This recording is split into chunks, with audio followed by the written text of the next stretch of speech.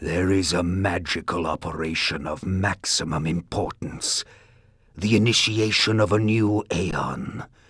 When it becomes necessary to utter a word, the whole planet must be bathed in blood. Oh, I've been looking forward to talk about this series of games. And with the remaster of Soul Reaver and Soul Reaver 2 coming out in, well, at time of writing and recording this, it'll be a few weeks from now. So I thought, what the HE double hockey sticks? Let's do this. Hey, where are the white women at? Legacy of Kain Blood Omen was developed by Silicon Knights and published by Crystal Dynamics, who I think later absorbed Silicon Knights, like The Thing from The Thing. It was released on PlayStation in 1996. I was 2. That's the PlayStation 1, by the way, in case you kids didn't know. Blood Omen was unique at the time for a few reasons. The top-down-ish style, the gothic adventure vibes and aesthetics, and the masterfully crafted story and writing. In the bowels of that black forest, I found something worse than hell. But I think it was mostly unique because you didn't play as a hero. Oh Gortash, no. You slaughter entire villages just to refill your health. And the gore. Oh my god. So today, it's like, well, what's so bad about that? It's just some red squares on a screen. But at the time, this was insane. And the spells. Kain did not fuck around with the spells. Of all the methods I employ, this is perhaps the cruelest. Causing my victim's body to shrink on itself, crushing bones and rupturing organs till the pressure inside bursts the sack of fleshy skin, spraying its contents for all to see. I absolutely love this series of games, and not you. Now, I will be spoiling the whole story of this game, so if you haven't played it, time travel back to 1996 and pick up a copy. Or you can look online and get one for about 60 quid. So without further ado, let's dive into my favourite series of all time and see where it started. With Legacy of Kain, Blood Omen. Blood Omen starts with a monologue about how worlds need to be bathed in blood because of magic or some shit. We see a person being staked, Vlad Tepes style, and then we see a room full of people being slaughtered by a green-skinned demon man.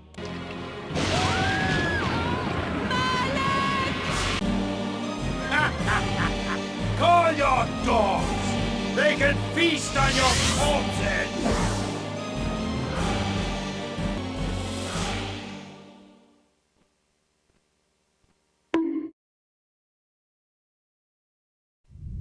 Fulfilling the sacred mandate of the Sacraman, you are hereby damned. The pleasures of the flesh are no longer yours. You are but one of the stabbed one. You will serve us for eternity.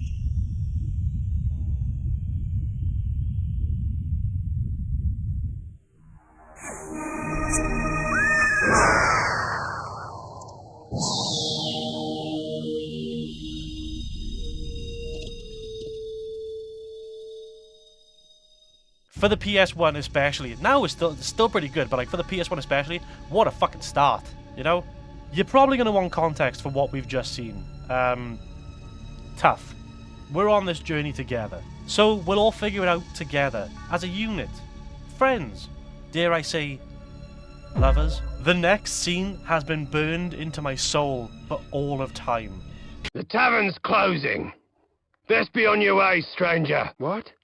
No mug of ale for a weary traveller from distant Corhagen? I can reward you well, for I am of noble blood. I actually say this a lot. Like, if I'm out in the pubs, I do that. And if I ever meet anybody who can finish that quote, I'm marrying them. This is the titular character, Kain. Well, sort of. Voiced by the incredibly talented Simon Templeman. We're getting kicked out of the local boozer because it's closing time. Since we're just a human noble, we tuck our tail and go out into the cold night without a pint of ale and get shanked by the Vargos from GTA 1. If you go down and stand by this cart, you can slap the tits off of all of them But no matter how many you kill, they keep coming. The only way out of this level is to die. End it! Now!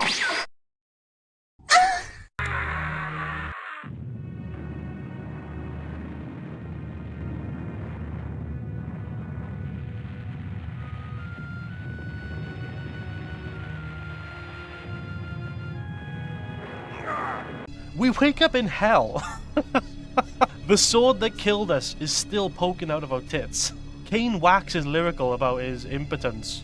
Ve Victus, suffering to the conquered. Ve Victus! Woe to the conquered! Ironic that now I was the one suffering. Not anything as pedestrian as physical pain, rather the cruel jab of impotent anger. Not uncommon. 1 out of 5. The hunger for revenge. When a fucking skeleton man rocks up and pulls the sword out. This is Mortanius, the necromancer. He offers Kain a chance to go back and kill his assassins, and Kain is like, fuck yeah, boy. I didn't care if I was in heaven or hell. All I wanted was to kill my assassins.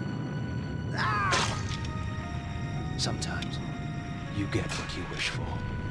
The necromancer Mortanius offered me a chance for vengeance, and like a fool, I jumped at his offer without considering the cost. Nothing is free, not even revenge.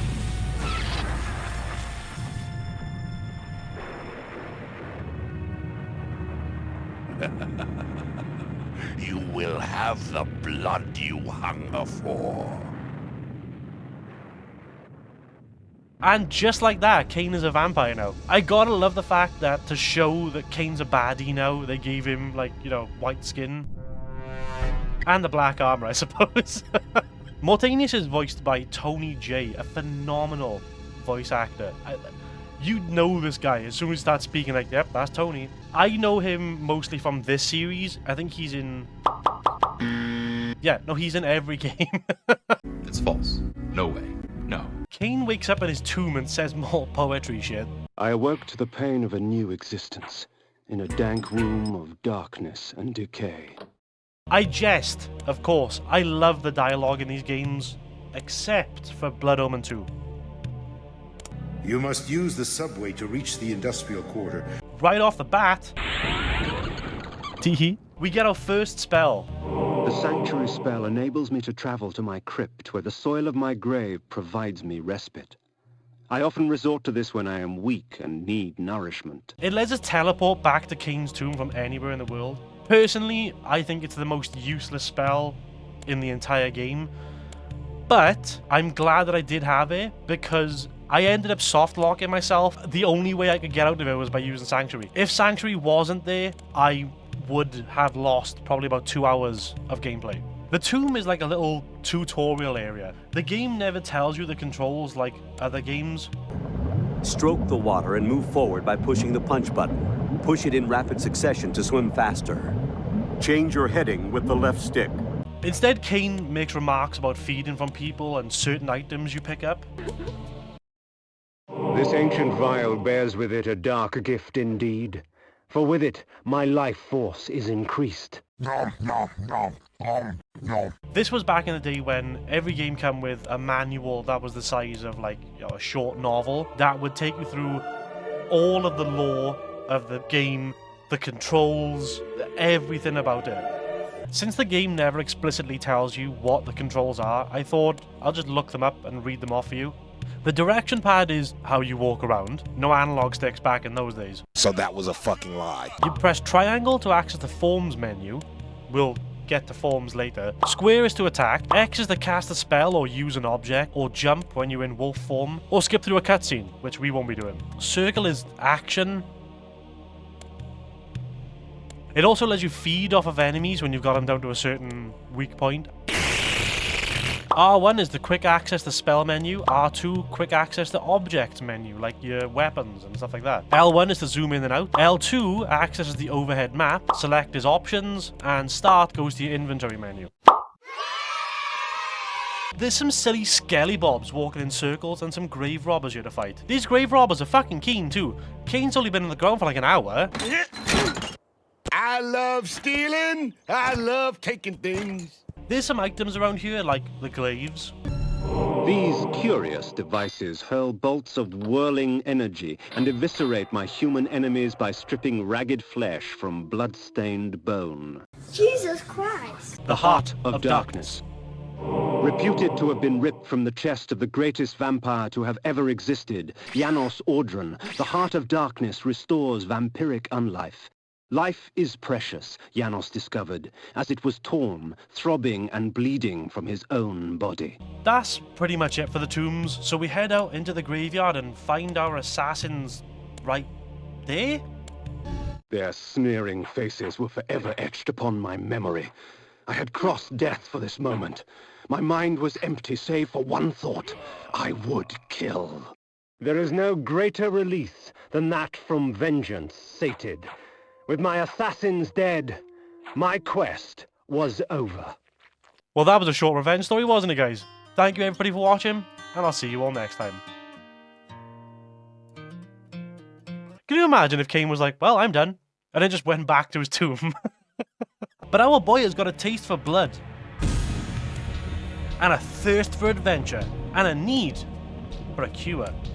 Sure, he has incredible powers now, but he has the complexion of a piece of A4 paper, and no one wants that.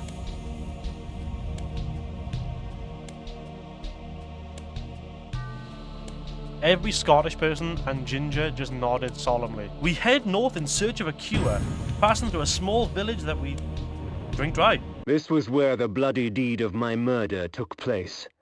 I would not be kind to the denizens that lurk here.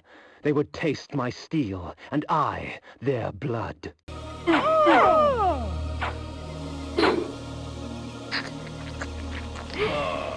Did you just fucking drink that, man? The pillars are possibly the most important things in all of Legacy of Kain games and lore. Well, except one. I'll give you 3 guesses which one I'm talking about. The pillars of Nosgoth. Even in life, few sights have moved me such as this. I marvel that such beauty should grace our dying world.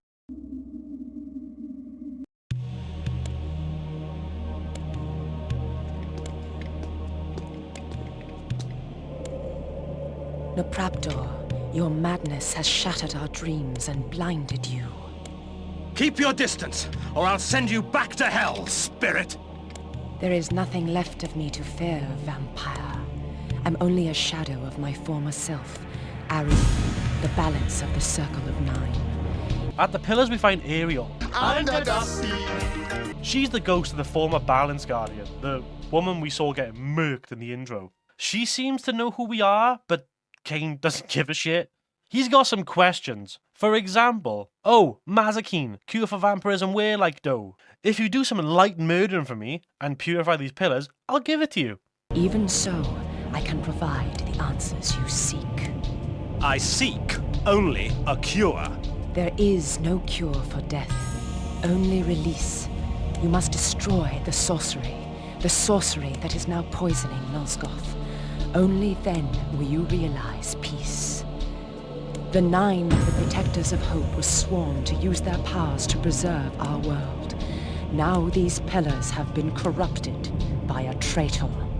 My murder at the hands of this beast drove my love Nupraptor mad. Now he spreads misery and pain among the Circle, crumbling the very foundation of Nosgoth. You must restore balance. You must right the pillars of Nosgoth. I care not for the fate of this world. Then for yourself, Kain. Beware the unspoken.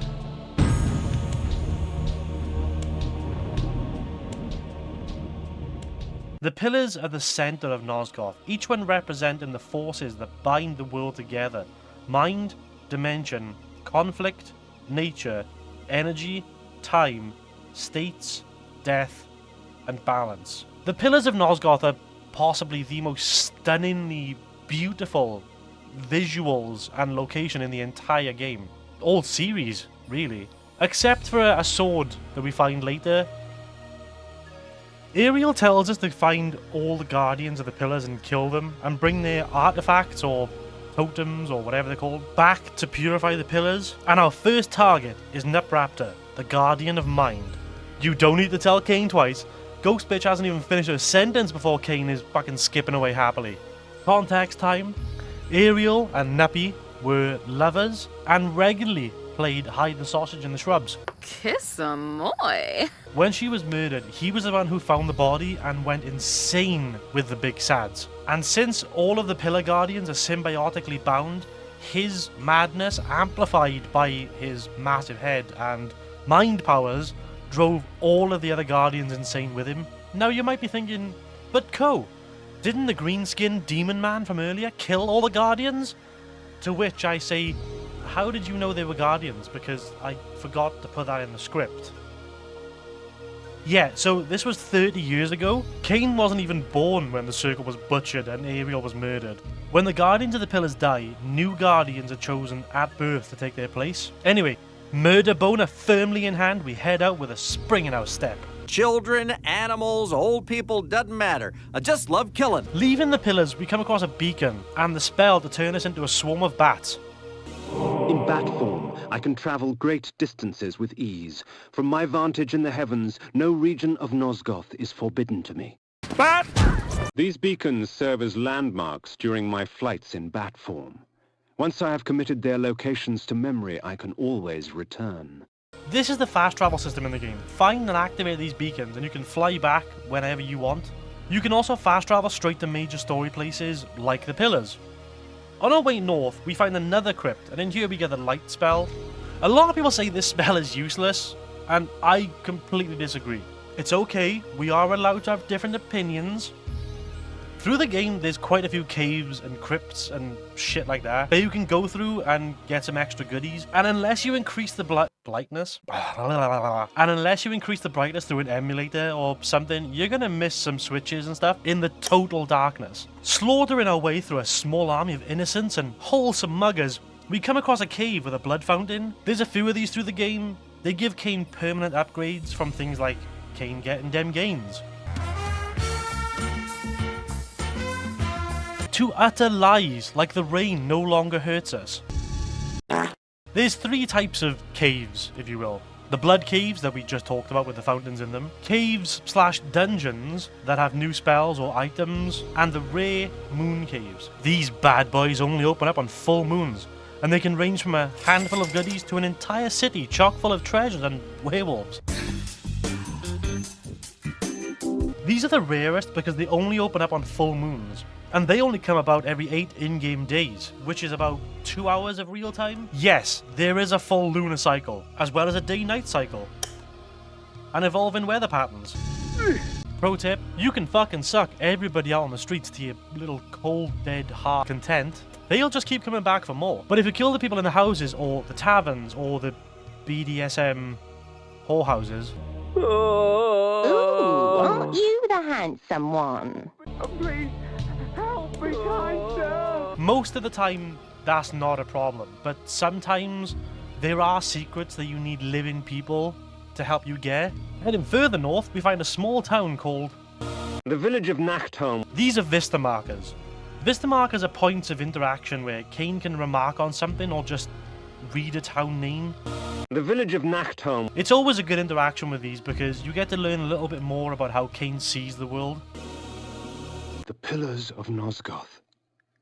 Even in life, few sights have moved me such as this.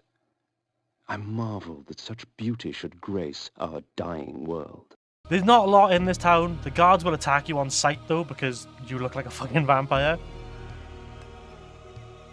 Problem easily remedied.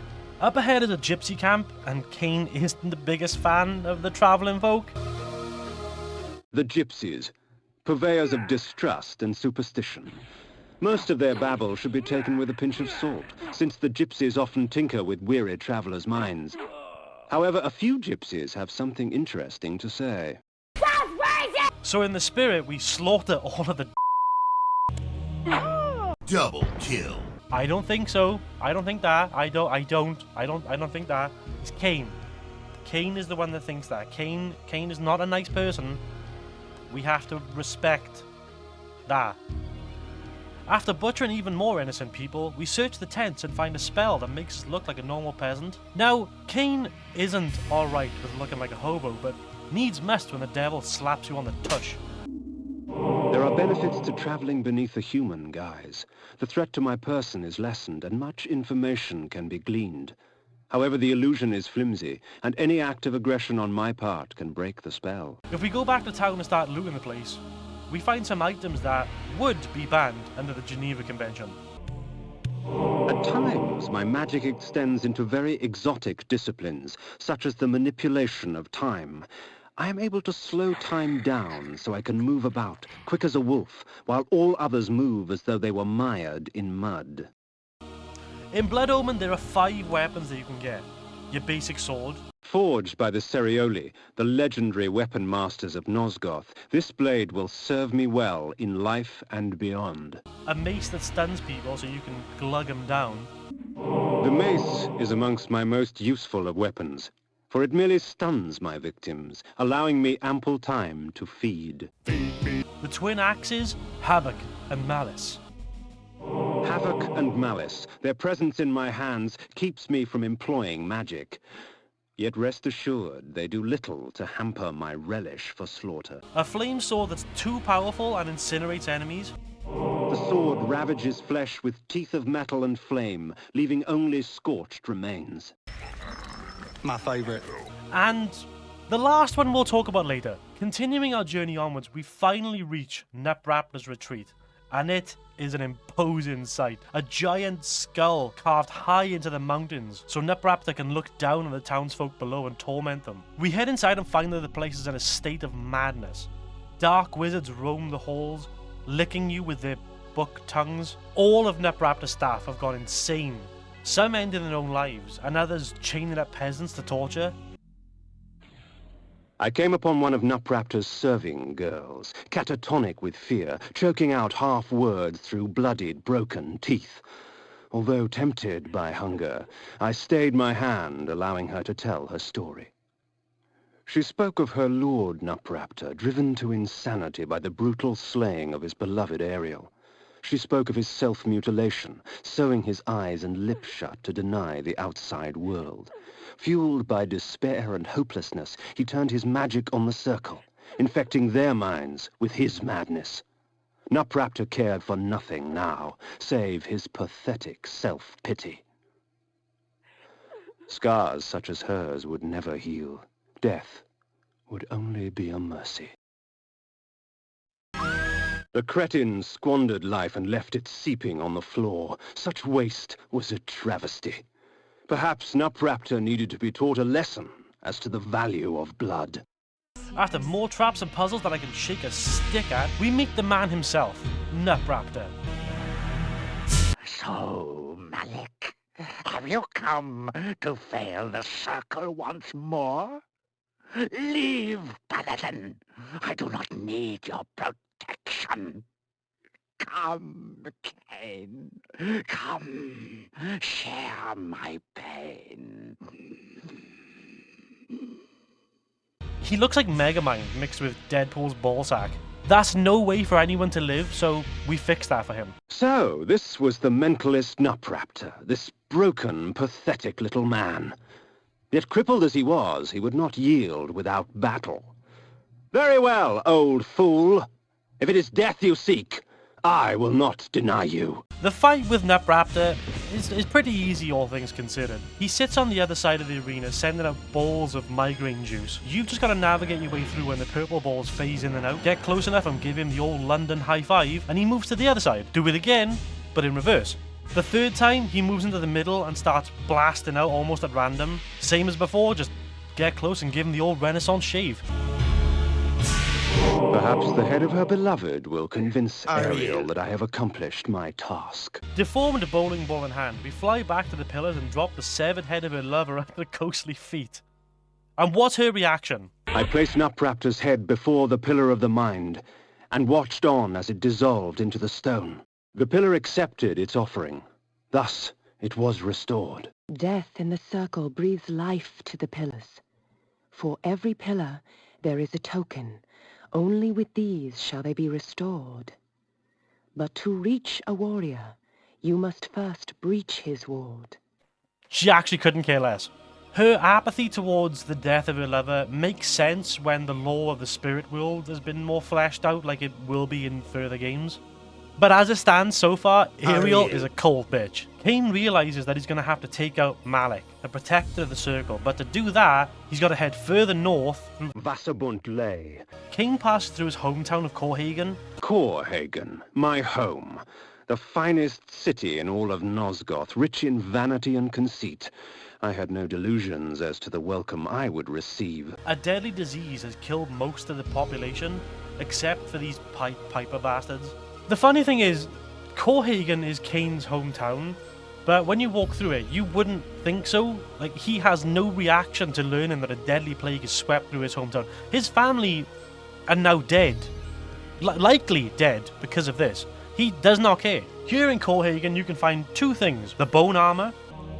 Lower forms of undead fall swiftly to deception. With the bone armor, they are not as eager to challenge me. Which is utter bollocks and not worth your time getting. And second is the repel spell.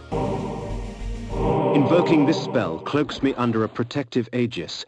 Whatever spell is cast at me will be reflected back at the caster, leaving me unharmed. It will only last for a short time, however, before leaving me vulnerable once more. This spell is amazing. Casting it puts a shield around you that absorbs 100% of damage directed at you, but weighs down over time, or by all the damage taken. I think damage lowers it. Like, I've done a lot of testing with this thing, and I'm pretty sure damage is a factor. Repel is half of the god tier strat in this game. We'll talk about the rest when we get there. Stepping over the diseased bodies of Kain's friends and family, well, spin my nipple nuts and send me to Alaska. His house is over there, on top of that mountain I could see from the pillars. Maybe Kain can only fly for like a mile or two at a time. Like, he still needs practice, you know? It's like running to the gym. And we break into Malek's Bastion. I hope you stocked up on hearts because this place is an absolute nightmare. My eyes yearned from lack of contrast. My mouth ached for want of blood. In this cold wasteland, food was scarce and my hunger grew. Up until now, you've had so many sources of blood that keeping your health up was an afterthought. But here? In Malek's Bastion, there were no enemies to drink from. Well, there are enemies, but none you can drink from. The guards at the gate offered no resistance. They were frozen solid, and dead as they stood, their flesh welded to the cold metal of their armor. This whole place is a barren death trap of steel and snow. The entire structure is designed to be as hard as possible for vampires to attack. Inside, there are so many traps. I actually started getting pissed off with it. And Malek's soldiers. Souls of men that have been ripped from their flesh and sealed inside of a body of steel. Kind of like Cybermen, but less gooey on the inside. Well, it isn't a big thing. I love the idea behind Malek's Bastion. It's like magic and science mixed together, and it created an abomination. There's a couple of blood jars around, but not many, so avoid getting hit as much as possible. I mean, that's a good rule for most games. As you make your way through the Bastion, you'll find these big machines that are pumping out enemies. I think there's 2 or 3 of them. Turning them off gets Malek in a bit of a tizzy. The globe powered the machinery. With its destruction, the deafening shrieks of the machines ceased to echo throughout the Bastion. It was now time to silence the machine's maker. You try my patience, fledgling. Care to try my blade instead? Now you've gone and done it. You done messed with my business, bitch! So you make your way over to play the bongos on his head. Incredible. Wow. Yeah. And finally we meet the legend himself. Malek, protector of the circle. Iron Man himself.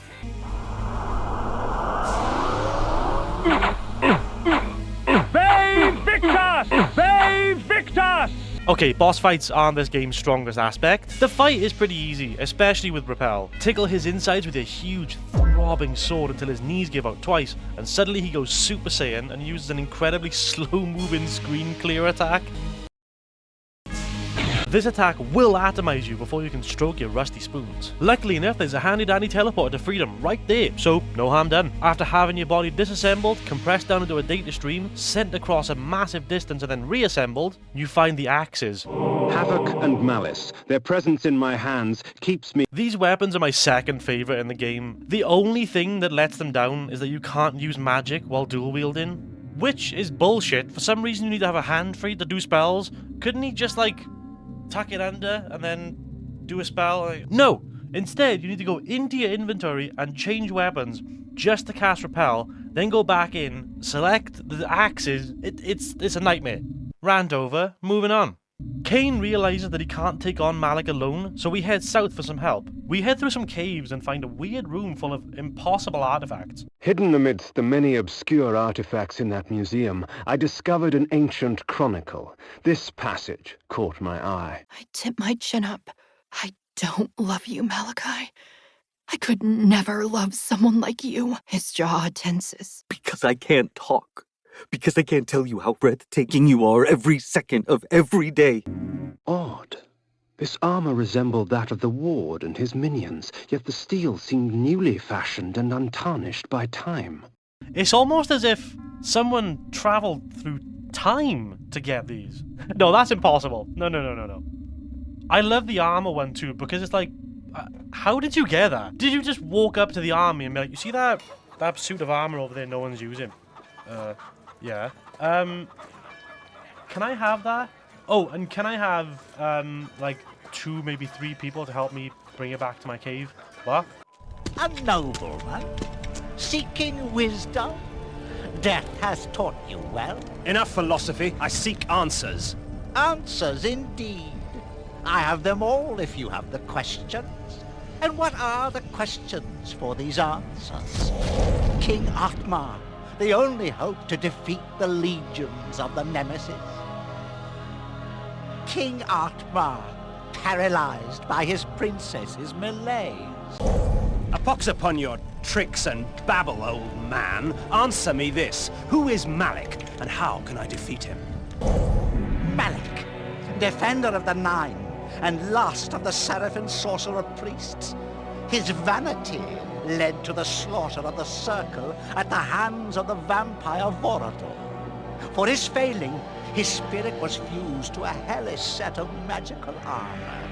He has allowed no member of the Circle to fall since. What of this Vorador?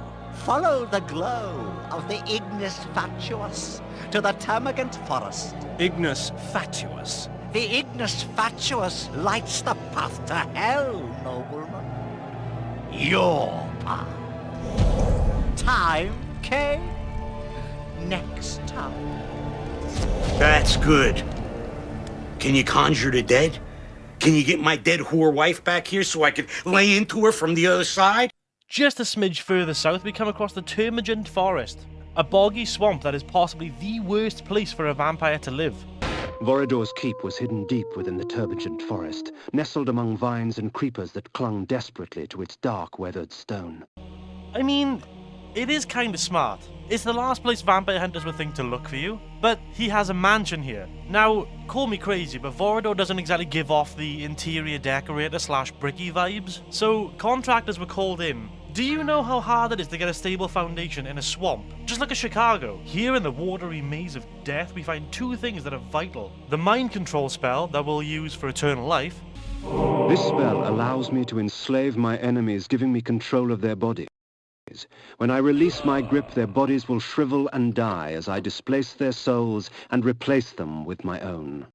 And the best weapon in the whole game, the Flaming Sword.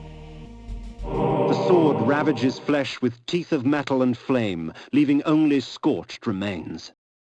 The Flame Sword is overpowered. It does incinerate your enemies so there's no blood left to drink, but that is the price of power. Heading into Vorador's mansion, we instantly see that he's got style. The luxury with which this Vorador surrounded himself was impressive.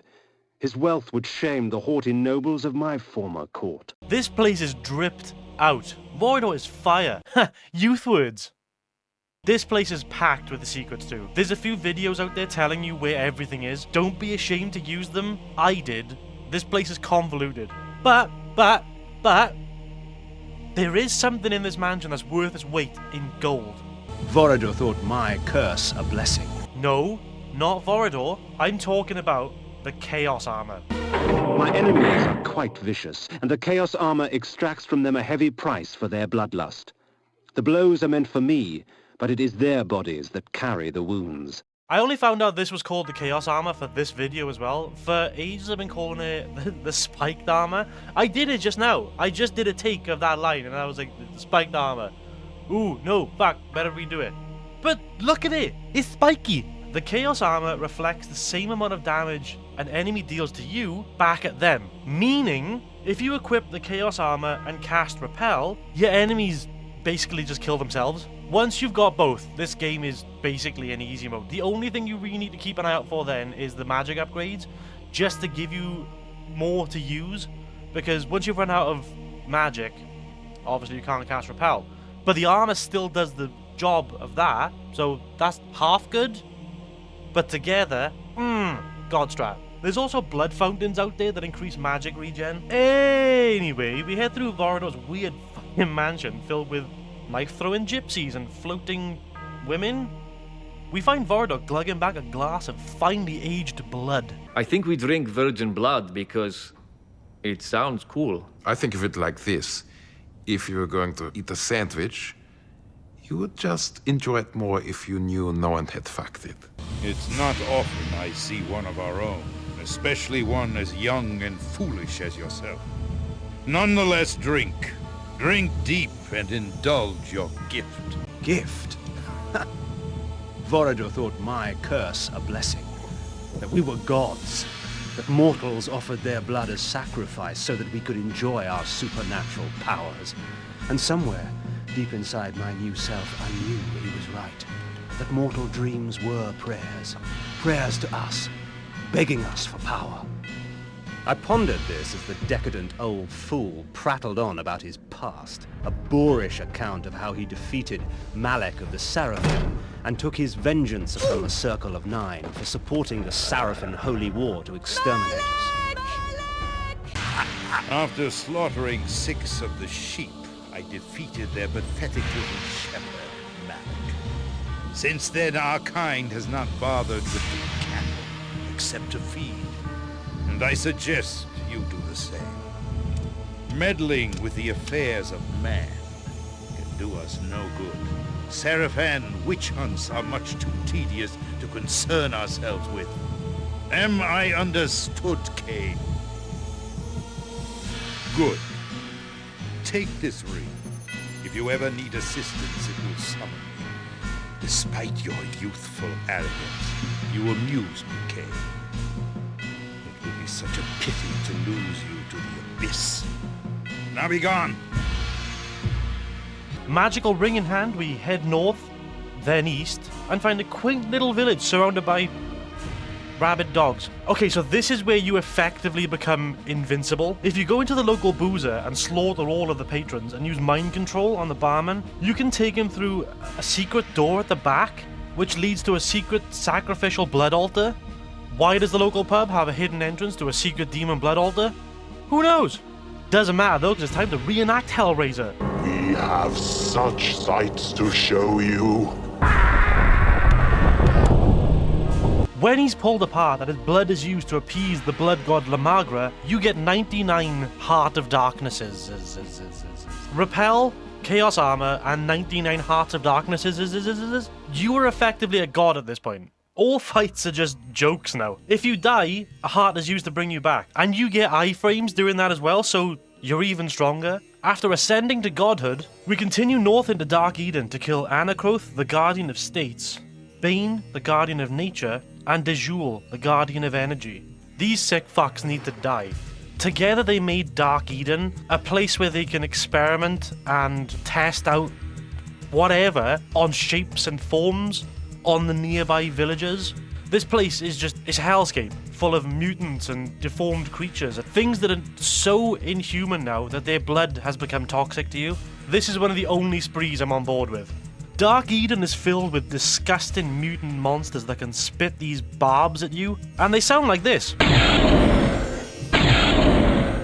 Basically Cardiff on a Sunday. I hate Dark Eden. You've got to navigate your way up through the lava, hitting switches to open paths across, while dodging barbs, stink clouds, and mutant wood lice. Fighting our way deeper into Eden, we enter the base. I don't think this has a cool name like Malek's Bastion, or Nupraptors Retreat, so I'll call it Anacroth's butt plug. Entering the plug, we make our way deeper through the traps and past the slug men, until we find...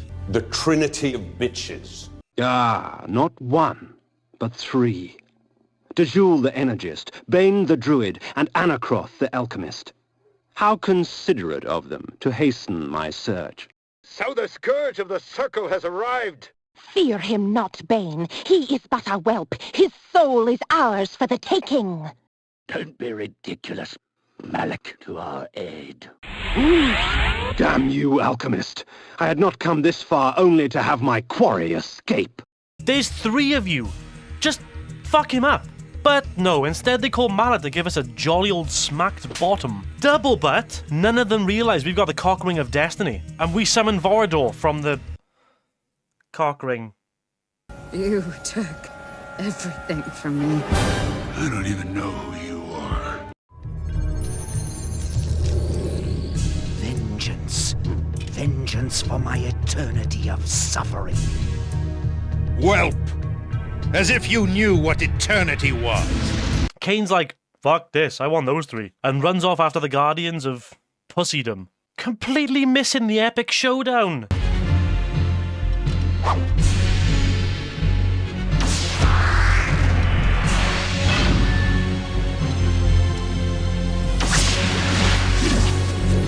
Wow. Oh, I didn't know this was a DC movie. Enough jokes! It's time to fight!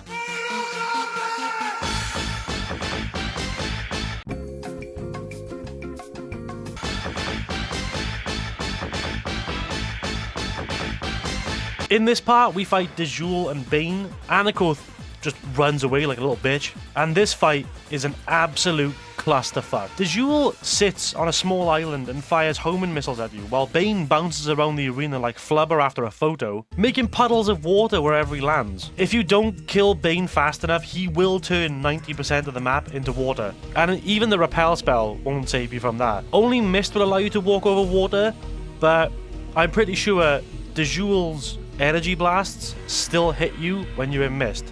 Basically, you've just got to keep chasing Bane around and giving him a slap. When I first played this, I thought there was some kind of trick to the fight, because every time I got close to him and I was hitting him, he wasn't reacting, he wasn't making any sounds, he would just bounce away. So I thought I wasn't doing any damage to him, but you are, so just keep at it and you will eventually decapitate him. I'm melting! Melting! Oh, what a world, what a world! The antler headdress had broken in the fight, but power still resided in its ivory form. You've only got Dejul to deal with, and she's easy.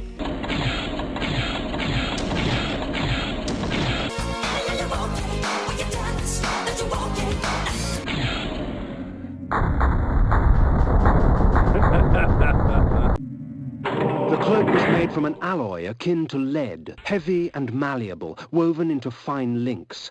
The energy she controlled was stored in this garment. With the pillars purified in blood, Ariel tells us that Azimuth the Planar is hiding inside of Avernus Cathedral in her own cryptic way. You must seek Azimuth the Planar at the heart of Avernus. 3 instruments await you to aid you in your quest. But first you must rise, and you must fall, and find your salvation in between. But enough talking to Mazikeen, we've got a Guardian to kill, so off to Avernus we go. You've got to go back to Dark Eden and take this cave. Sounds easy, right? But I didn't notice that cave, and I got so lost. And eventually make it out the other side, down some forested paths, having a little snacky snack on the way, when we find ourselves at the gates of Avernus. First of all, Avernus, Avernus, whichever it is, fucking sick name. Secondly, I only ever heard of Avernus in Defiance, so coming back and actually, playing through it myself is actually quite a lovely treat. He journeys now to Avernus Cathedral to seek the Heart of Darkness. The outside of the cathedral is in absolute chaos.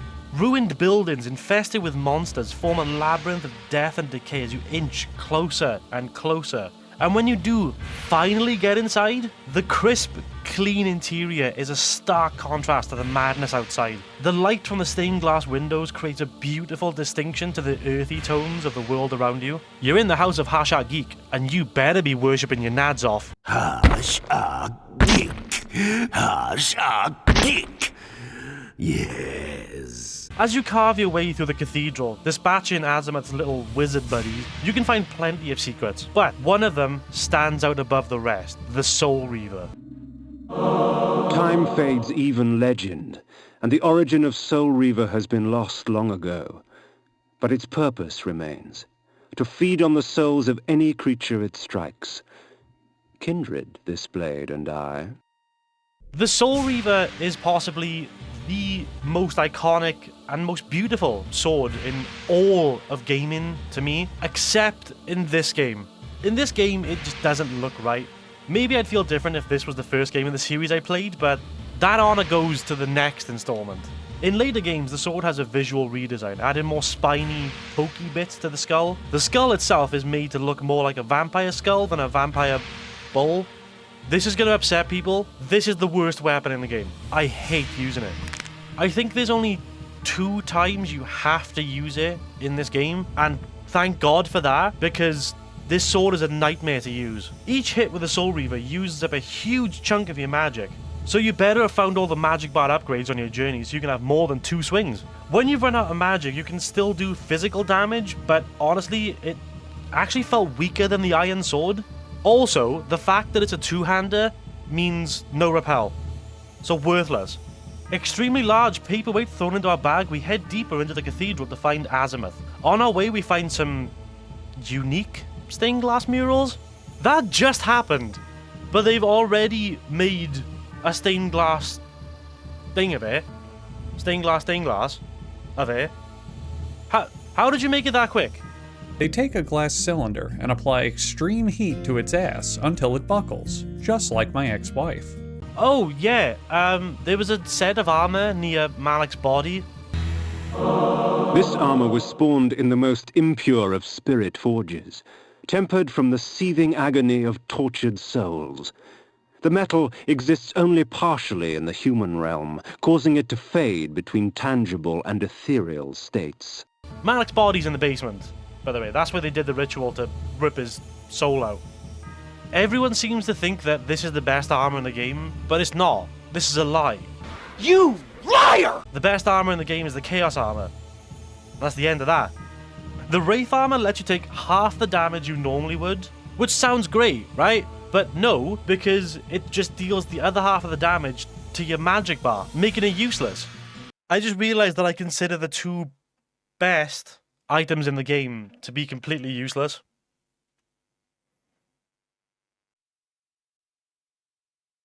Ah, what's this? I had not even realized the blade and the raiment were here. You wear those trinkets well, Kain, but I do believe that they would look better on me. The matriarch of Avernus, the Lady Azimuth. Her magical planing skills summon demons through runes inscribed in human blood. Brother, I love how Kain just ends that sentence as if it's not complete nightmare fuel. This boss fight is stupidly easy and hard at the same time. Azimuth summons demons to attack you and shoots you from a distance. Dodge the demons and her energy blasts and get close to her. But that's the hard part, see, because this bitch teleports away from you as soon as you get close. Why are you running? Why are you running? Until her dementia kicks in and she just forgets she can teleport. For all her magic, the Lady Azimuth was little trouble. Once her demonic thralls had been dispatched, she fell quickly to my blade. Azimuth's third eye, a gift from the Pillar of Dimensions, allowed the planar sight into other realms. The pillar reclaims its own. Bosh! Scooping her third eye out of the ruined remains of her skull hole, we head out back and find a strange device. It will deliver you in time. Time machine. It's a time machine. And it conveniently fits in your pocket like Bernard's watch or something. That makes Soul Reaver 2 seem so inefficient. Like, he's trying to get into a TARDIS when he could have just used a time turner. Anyway, we head through the teleporter, and then through another teleporter, and then quickly fly back to purify the Pillar of Dimension. Before the Dimension Pillar, I lay the Eye of Azimuth. The pillar accepted its offering. Thus, it was restored. Well done. You have found Mobius's toy. Azimuth, not content with summoning demonic thrall, stole the time-streaming device in order to gather creatures from other ages as well. Take care of the device, Kain. It will deliver you in time. The legions of the Nemesis are on the march from the north, crushing all in their path. 'Twas not too long ago that the Nemesis was known as William the Just, a caring and gentle benefactor of the land. But as his army grew in strength, and he himself grew in power, the veil of tyranny fell, and one kingdom was not enough. So many cities, so many dead. Willendorf will be sure to follow. The Nemesis must be stopped. It's so weird that, like, Ariel's suddenly just like, yes, you have purified the pillar. Only 4 more to go. But before you do, there's an army I want you to, like, stop. So, go do that.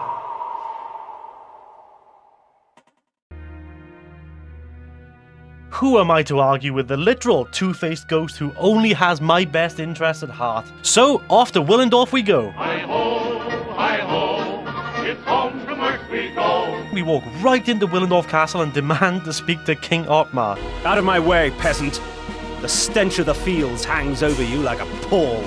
Boom, bam, bada bop, boom, pow. The king says no one. He is in mourning for the princess. He'll be in mourning for his kingdom soon, and he'll mourn for you even sooner if you don't get out of my way! Ooh. And so I won my audience, such as it was, with Otmar. He cared not for the invading armies from the north, only of the plight of his child. Her birthday present. To celebrate her birthday, I declared a contest. Whoever created the finest doll in the realm would be granted a royal favor. Hundreds of dolls were brought, but the winner was obvious. Elzevir, the doll maker, created a toy of such beauty that all were captivated by it. And all he would take in payment was a lock of her hair. Soon after, she became like this, a lifeless puppet. Whoever restores her to her former self shall have this kingdom. Thus, my hunt for the dollmaker began.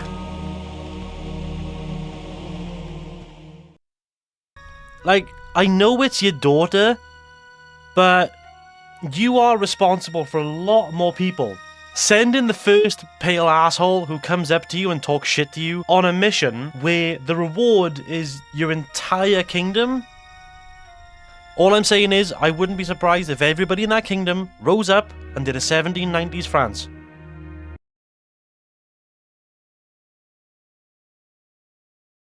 Well, fuck me and every poor person in this kingdom, I guess. We're off through the convenient tunnel straight to Elzevir's mansion. The detour the game takes to send us on this mission is weird. Like, the game just stops for us to do this. And it's not even, like, new. It's all the same traps, all the same enemies that we've been dealing with up until now. Even Elzevir is just a bigger version of a Pied Piper. But there is one thing that does make all of this worth it.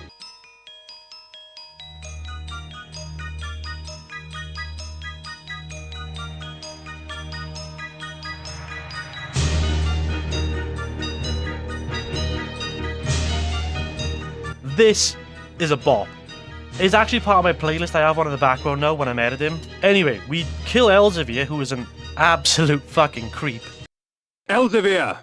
I have come for the soul. So, Otmar sent you to kill me, eh? I can smell him on you.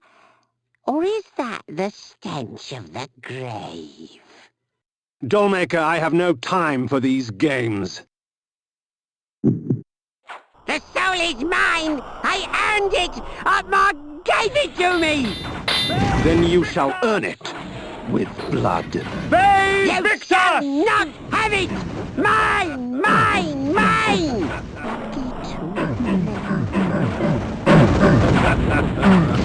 What an odd little man. Now, to find the soul.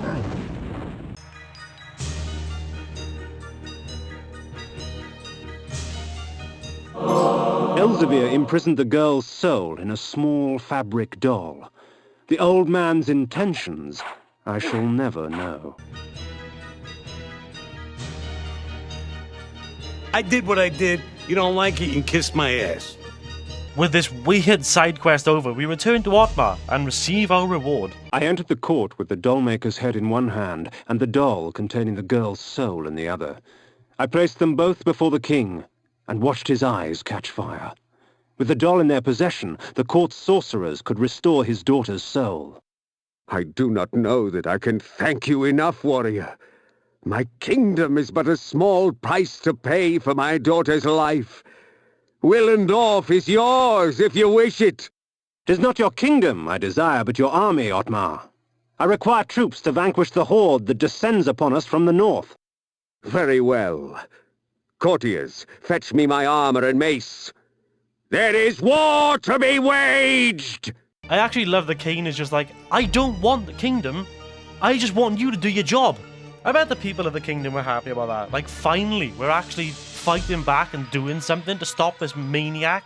I mean, the guy's called the Nemesis.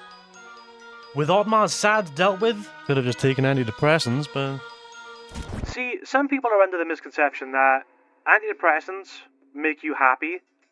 They don't. They're part of a mental health regimen. They're there to help you cope until you can find the tools to help yourself. Okay, fine, but this is a world of magic. Can't you just magic the SADs away? With the army of Willendorf finally arrayed against the Nemesis, it's time to get to war! Absolutely not! Listen to me! The scourge of Nosgoth is upon us, friends. We shall die today as heroes, lest we live tomorrow as slaves. Ready thine arms for Nosgoth! In the distance I saw the Nemesis armies march forward, a black tide that would soon wash over the armies of the Hope. You head north through the carnage of the battle, feeding off of friend and foe alike. The deeper you go, the more bodies you find.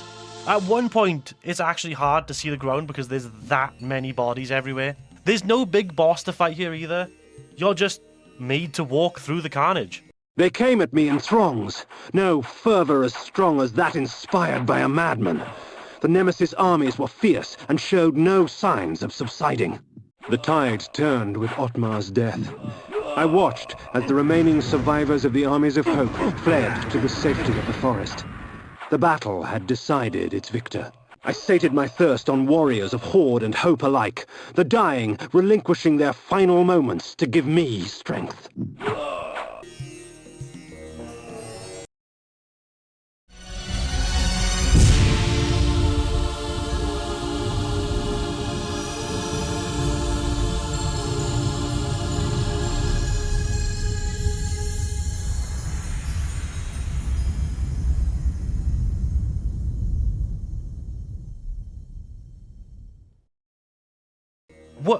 What? Everything looks so different. What could it possibly... Time travel. It's time travel. You're told as much very quickly. Kain is a bit of a smart cookie. At once the battlefield was gone.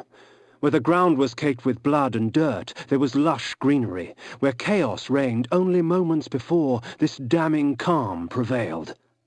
Alas, it seemed I was stranded here. The time-streaming device lay in pieces at my feet. We've been sent back in time about 40 years, I think.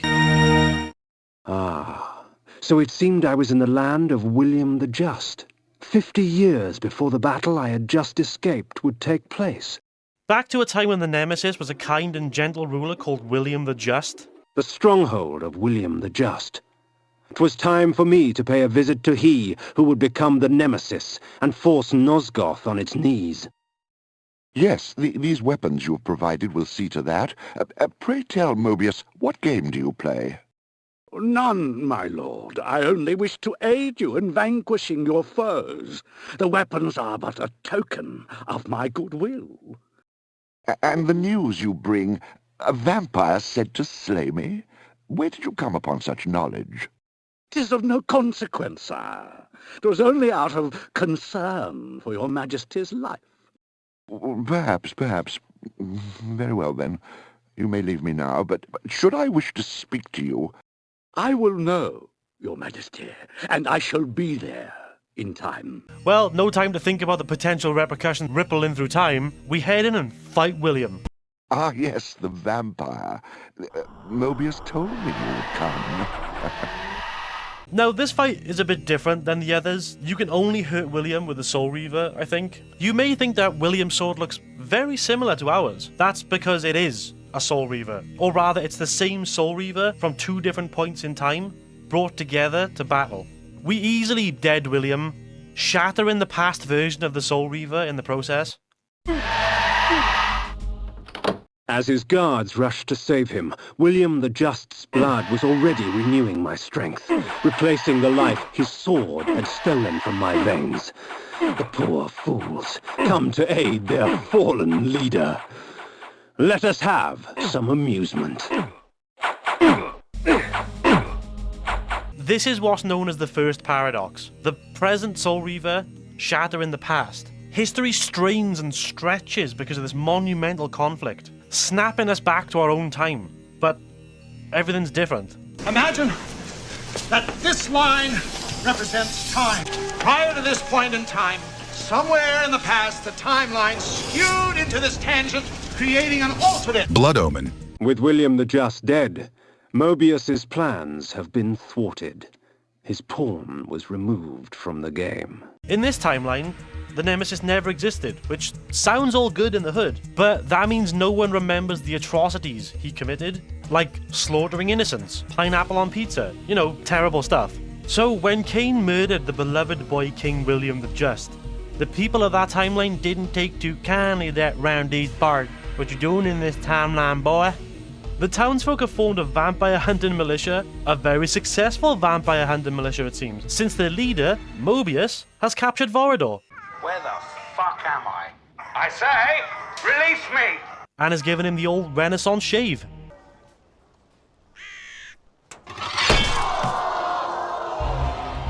We are free of this unholy scourge! Not yet, my friend.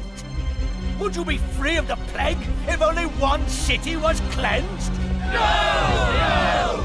Would you spare one wolf in the pack that has devastated your herd? No! Then let us destroy them all! Yeah! He is the last! Destroy him! The Mobius fight is alright. You've got to chase him through the courtyard, pelting him with long-range attacks and whipping the stable boys until he just kind of gives up and teleports in front of you.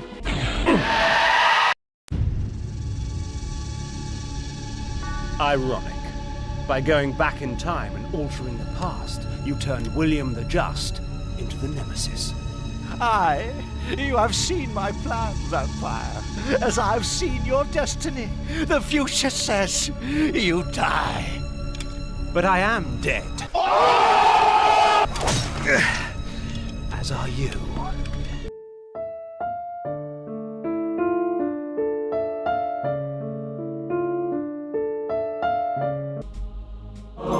I knew that Mobius's hourglass was the focus of his time-streaming magic.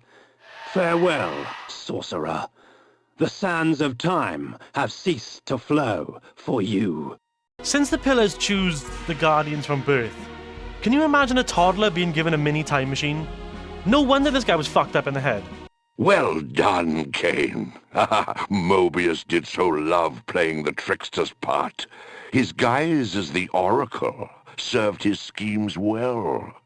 Pity with all his plots he failed to plan for you. Come to me, my undead son. Make haste to the pillars. The stage is set for the grand finale. You will have your vengeance. But we head back to purify the Pillar of Time. Wait, we still have to purify the pillars? This is the only thing about this game that confuses me. Their personal histories and memories aren't affected by the paradoxes, except for that one time when they were. His personal histories and memories, fine, I get keeping those, because as Kain puts it in a later game, the future flows around our petty actions, finding the path of least resistance, while admitting only the slightest alterations. This is the reshuffling, Yufa. We are irritants in this regard as well. History will not allow the introduction of a paradox. And if events cannot be reshuffled to accommodate the change? It is the irritant who's expelled. But surely it would have been like in Back to the Future 2, when old Biff goes back and changes the past, and then Marty comes to his modern day, and his mother is now an OnlyFans star. None of these pillars should be pure. This whole world should be different. And you might be saying that William's kingdom was much further north. And to that, I posit you this hypothetical.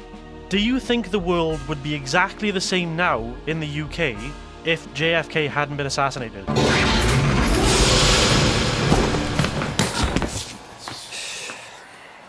Nice landing, Crichton. No, I do not believe it would. The only piece of media I've ever seen that gets it, I want to say right, I've never time traveled, so I wouldn't know what 100% right, but the only piece of media I've ever seen that gets it as close to how it would possibly, probably, most likely affect everything around him is the butterfly effect. Except for that prison scene, that was fucking stupid. But what the fuck do I know? Yo, I've never time traveled. Maybe if you do step on a butterfly, you turn into a lizard person. What's wrong?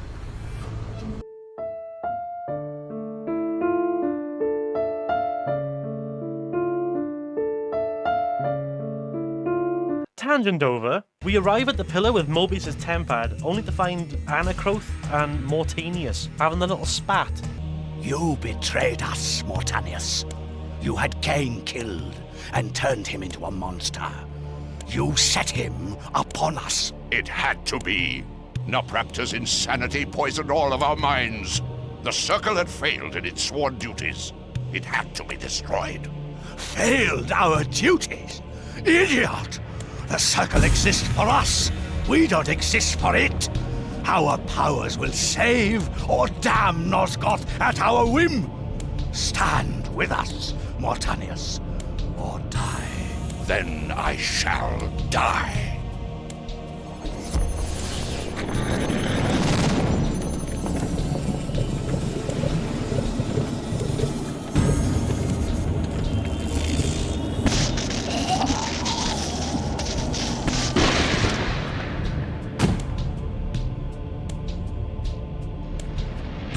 Mortanius is victorious. Of course, he's the guardian of death. Why would they fight him? I don't know. That's a lie, I do know. Mortanius realized that the Circle was corrupted. It might have had something to do with the pillars being corrupted, and had Kain murdered and resurrected him as a vampire. He was actually leading Kain around the whole time. Every now and then, we would find Vista markers, and he would be the one talking instead of Kain. 'Tis not over, Kain. These fools were merely the instruments of your murder, not the cause. Look to their masters, look to the pillars, and gain way to the fortress of the mind. Mortanius had Kain murder all of the Circle Guardians for two reasons. To purge the corruption that had infected all of them because of Nupraptor's madness, and to remove the dark presence that had set all of this in motion by killing Ariel in the first place. If the Circle is to be destroyed, you have to die as well, Necromancer. I admire your cunning, but you will not escape your fate. Nay, I will embrace it, but my death will leave one more to take, Princeling. Finish me! the dark presence that is hiding inside of Mortanius right now. I can't believe this story you're telling me. It's macabre.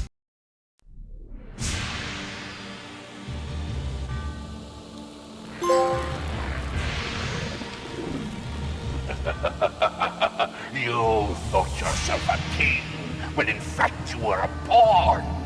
You have served me well, Kain. I serve no one. Indeed, such narrow vision. Don't you see? My silencing of Ariel and its calculated repercussions is but the first act in my theater of Grand Guignol, of which you are the tragic hero. Play on, little vampire. Play on. Fey Victus! This is possibly the worst fight in the entire game. When I did this part, the demon thing would just stand there for maybe a second and then drop under the ground and pop back up somewhere else. It was like a shitty whack-a-mole. The demon doesn't do anything. Like, when I played it, he didn't. He just up, down, up, down, up, down. And then you just killed it. Hey, Victus! I don't feel so good. After you beat the demon formerly known as Mortanius, you purify the Pillar of Death. But there's one pillar left, the Pillar of Balance. I wonder who the Guardian is.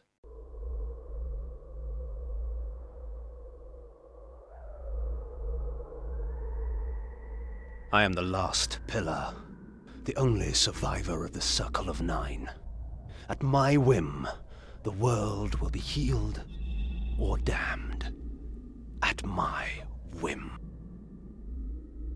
Boom! Big twist! Why didn't she tell Kain this little tidbit? I don't know. That's why he enacted this whole murder spree. The only one that can purify the circle is the Guardian of Balance, the unifying force that binds the world together. Or I'm making that up. I don't know. There is another reason why Mortanius made Kain into a vampire, but we'll get there one day. In the end, Ariel offers us two choices: to sacrifice yourself, purifying the Pillar of Balance, and restoring the land. But as the last vampire in Nosgoth, thanks to Mobius, that would mean the extinction of his race. Or Kain can embrace the corruption and his vampiric nature, giving in to the decadence that once revolted him when he saw it in Vorador, accepting perceived godhood and building his empire on blood and bone. That's the canon ending. Though, I mean, it kind of has to be, because I'd imagine it's hard to make a sequel to the Legacy of Kain when Kain is dead. But that is a video for another day. The Legacy of Kain is a fantastically written story in a rich and wonderfully dreary world that's on the brink of collapse. All the while, sorcerers and madmen are scheming and manipulating to gain this fraction of power. I absolutely love this series. I made this picture to celebrate the 25th anniversary of Soul Reaver. I know it's only a basic Photoshop, but I'm actually quite proud of it. For my skill level. Blood Omen stood out at the time for 3 reasons. The art direction and voice acting was absolutely stellar. This game was, for the time, insanely gory and brutal. And you weren't playing as some cutesy hero come to save the land. No, Kain started as an entitled noble and then became a bloodthirsty killer who reveled in bloodshed, and by the end, hardly needed an excuse to slaughter anyone in his way. You are not a hero. You're not even an anti-hero, you're a straight up villain in this.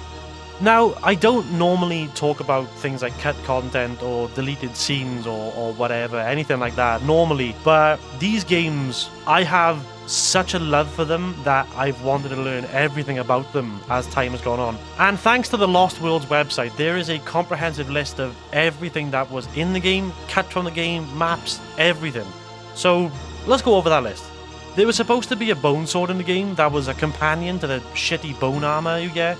You can actually see it in the game's intro cutscene being used by Vorador. There was going to be a few more spells in the game, including a force shield that would have blocked physical attacks, and a spell shield that would have absorbed the spells and refilled your magic, I think. There was supposed to be an actual real shield you were going to use, but sadly, Nothing. The only thing that's left of it is a picture on the floor.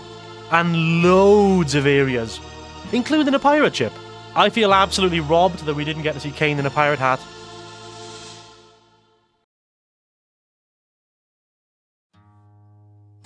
And that is Legacy of Kain, Blood Omen.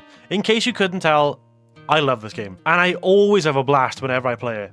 I pretty much play it once a year, on or around the day it was released, over on my Twitch channel. And every time, I'm just enthralled by the story and the craft that went into it. Especially the voice acting. Oh, mwah, which only gets better as the series continues, with one speed bump along the way. You must use the subway. As much as I love Dennis Didact's writing and direction, I really do. Personally for me, when Amy Hennig took over, that's where it truly just got beautifully crafted stories. I know you, Raziel. You are worthy. What madness is this? What pitiful form is this that I have come to inhabit?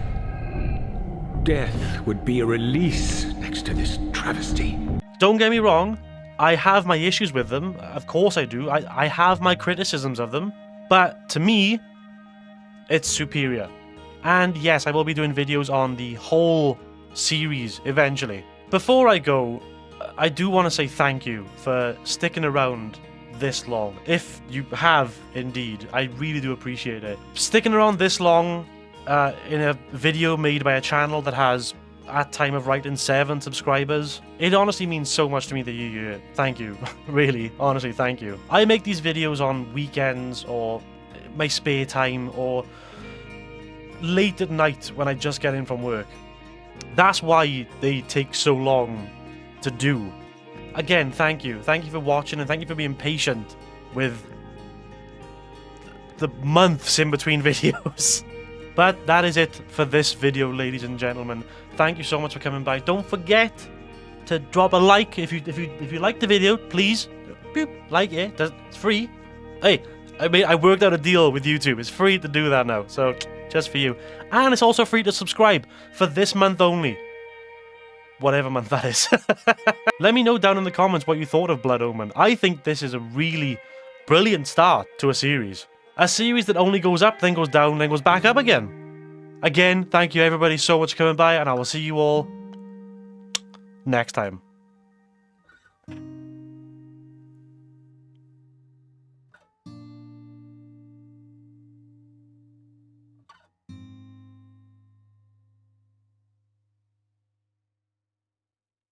With the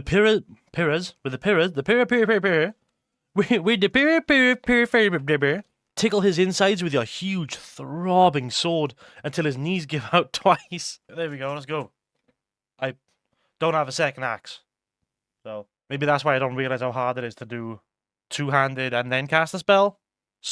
Scooping her third eye out of the room because this monumental round these parts.